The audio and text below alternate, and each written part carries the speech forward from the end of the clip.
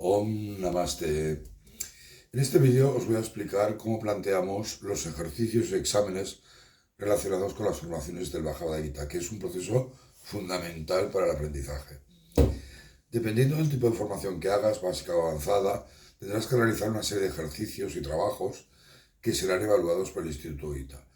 Los ejercicios y exámenes no son de copiar y pegar, ni de chat GPT, por lo menos hoy en día. Nunca se sabe cómo puede ir el chat GPT, la inteligencia artificial, sino que se basa en la investigación y en la aplicación de lo aprendido. Todas las asignaturas contienen una serie de ejercicios, preguntas de autoevaluación, que deberás responder y enviar a tu profesor. Este no las corregirá, pero sí que las evaluará. Sería imposible debido a la extensión. Si según el criterio del profesor no las has superado, te motivará a que vuelvas a estudiar para repetirlos. Solo hay dos oportunidades. Si el profesor tiene dudas sobre tu nivel de conocimiento, podrá solicitarte una reunión por videoconferencia. Cada capítulo del Gita tiene sus propios ejercicios de autoevaluación. En la formación básica, el estudiante debe contestar a los ejercicios de cada capítulo. Si vais a nuestra web podéis ver un ejemplo de las preguntas que se plantean, por ejemplo, para el capítulo 3, el Karma Yoga. En concreto, para que tengáis una idea de la extensión, son 4 páginas de preguntas. Es extenso, pero de verdad que es la única forma de consolidar y de profundizar y de hacer tuyas las enseñanzas del Gita. En los casos de formación avanzada, en los másters, en vez de preguntas por capítulo, hay preguntas por cada uno de los versos del Gita, por lo menos para el 98% de los versos del Gita.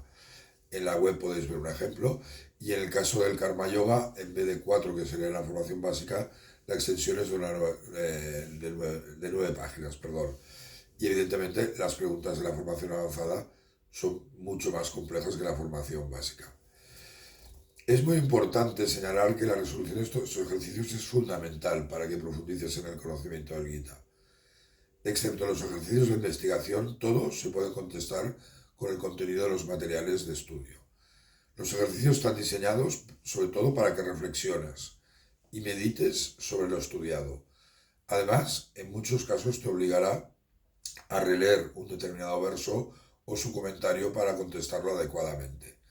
De forma que poco a poco irás consolidando este complejo conocimiento e incorporarlo paulatinamente en tu vida. Es decir, avanzar en tu autoconocimiento, que es uno de los objetivos principales del Gita. El Gita recomienda, entre otras cosas, coraje y veracidad. Y estos dos principios debes tenerlos muy en cuenta cuando contestes estos ejercicios. No se trata de que copies el texto de los apuntes, quizás cambiando alguna palabra. Eso sería demasiado fácil y poco o nada te aportaría. Se trata de que tengas el coraje y la determinación de meditar sobre el contenido del Gita expuesto en los materiales de estudio y desarrollar tu propia respuesta, aunque te equivoques. Esa es la única forma de pensar y reflexionar. Y es la única forma de de enfocar el estudio del Gita. Y no olvides que el Gita es la ciencia del alma, una ciencia paramilla, totalmente diferente al estudio de otras ciencias como las matemáticas o la física. Dada la complejidad de evaluar el conocimiento del Gita, el sistema de evaluación de los ejercicios no se basa en una escala del 1 al 10, sino simplemente en un aprobado y suspendido. Excepcionalmente, el profesor podrá calificar la nota como cum laude en aquellos casos en que el trabajo realizado sea considerado de interés para toda la humanidad. En el caso del máster, la tesina además hay una tesina, que es un profundo trabajo de investigación, equivale más o menos a 10 créditos ECTS, y el tema de la tesina lo propone el estudiante y debe ser aprobado por su profesor. Resumiendo, es importantísimo que cojas con mucho cariño todos la serie de ejercicios, que reflexiones, que medites, que dudes absolutamente de todo lo que leas en el contenido del Gita, y que al final esa meditación, esa reflexión sobre el aprendido te lleve a plasmar la respuesta a las preguntas y que seas capaz de incorporar estas respuestas en tu propia vida Y ese es el camino de enfocar el Gita y ese es el camino del autoconocimiento. Muchas gracias, Namaste.